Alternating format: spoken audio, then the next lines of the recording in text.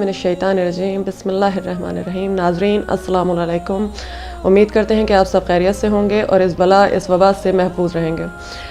जैसा कि आप सब जानते हैं कि माह शाबान अपने अख्ताम पर है और माह रमज़ानुल मुबारक अपनी आमद की तरफ बढ़ चुका है। बहुत ही मोतबर महीना हमारे दरमियान आने वाला है, जिसे अल्लाह का महीना भी कहा जाता है। लिहाजा इस महीने में अल्लाह रहमतों को, बरकतों को हमारे दरमियान नाजिल फरमाता है। यूँ भी सालों साल हर रोज़ उसकी रहमतें, उसकी बरकतें हम पर नाजिल होती रहती हैं, लेकिन ये खुसूसी महीना है जिसमें अल्लाह की रहमत हम पर बारिश की तरह से बरसती है। जिस तरह से बारिश में क़तरा आब इस ज़मीन पर गिरते हैं और उसे तर कर दिया करते हैं, उसी तरह से अल्लाह की रहमत माह रमज़ान में इस तरह से हम पर नाजिल की जाती है कि हमारा रोया रोया उसकी रहमत से तर और पुर हो जाता है। लिहाजा ये महीना बहुत मोतबर है। हम बहुत कुछ कर सकते हैं इस महीने में, लेकिन हमारी फ़िक्र क्या होती है कि हम अहम चीज़ की तरफ आगे नहीं बढ़ते। मसलन हम छोटी छोटी चीज़ों को अपने परवरदिगार से मांगते हैं, सबसे अहम चीज़ तो रह ही जाती है।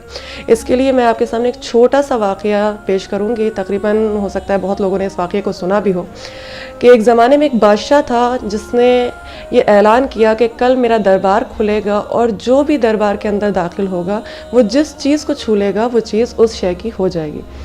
लोग बहुत खुश थे कि हम दरबार में जाएंगे तो फ़ला चीज़ को छू लेंगे, फ़ला चीज़ को। कोई कह रहा है कि मैं तख्त को छू लूँगा, कोई कह रहा है मैं ताज को छू लूँगा, कोई फ़ला लिहाजा हर एक के अंदर ये था कि मैं कोई कीमती से कीमती शय जो नज़र आएगी मेरे निगाहों के सामने, मैं उस चीज़ को छू लूँगा और वो मेरी हो जाएगी।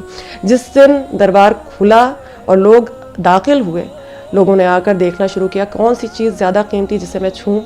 लेकिन एक शख्स ऐसा था कि जो उस मजमे में से हट कर आगे बढ़ता गया और उसने जाकर बादशाह को ही छू लिया।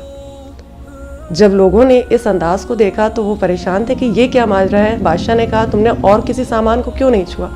तो उस शख्स ने कहा क्योंकि जब बादशाह ही मेरा हो गया तो सब कुछ मेरा हो गया। लिहाजा ये सबसे अहम चीज़ हमारी ज़िंदगी में भी है कि हम छोटी छोटी चीज़ों के लिए सोचते हैं कि हाँ हमें रिस्क मिल जाए, हमें सेहत मिल जाए, हमें दौलत मिल जाए, लेकिन हम अल्लाह को राज़ी करने के लिए नहीं आमादा होते। सबसे अहम है कि हम अल्लाह को राज़ी कर लें। जब अल्लाह राज़ी है तो हर नेमत तो हमारे लिए है ही। आप देख लें कि आइम्मा मासूमीन के ज़माने में जो इमाम के चाहने वाले गुजरे हैं, उन्होंने दुनियावी फ़िक्र नहीं की। उन्होंने नहीं कहा कि मुझे रिस्क बहुत बेशुमार मिल जाए, उन्होंने नहीं चाहा कि हमें दौलत बेशुमार मिल जाए, बल्कि वो कोशिश करते थे कि हमारा खुदा हमसे राज़ी हो जाए।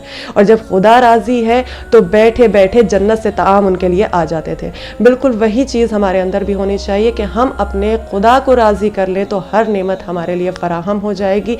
अल्लाह बहुत बड़ा है, रहीम व करीम है, वो बड़ा बख्शने वाला है। दुआएं करें कि हमें परवरदिगार माफ़ फरमा जो हमसे गलतियां हो गई हों, जिसकी वजह से हम पर ये अज़ाब पूरी कायनात पर इस वक्त पूरी तरह से फैल चुका है। लेकिन बस सदक़े आले मोहम्मद हर बड़े से बड़े अज़ाब को इस दुनिया से दूर किया गया है। आज भी हम दुआ करें कि परवरदिगार इस कोरोना वायरस को भी बस सदक़े मोहम्मद व आले मोहम्मद हम सब से दूर फरमा, इस बला से, इस वबा से हम सब को महफूज फरमा।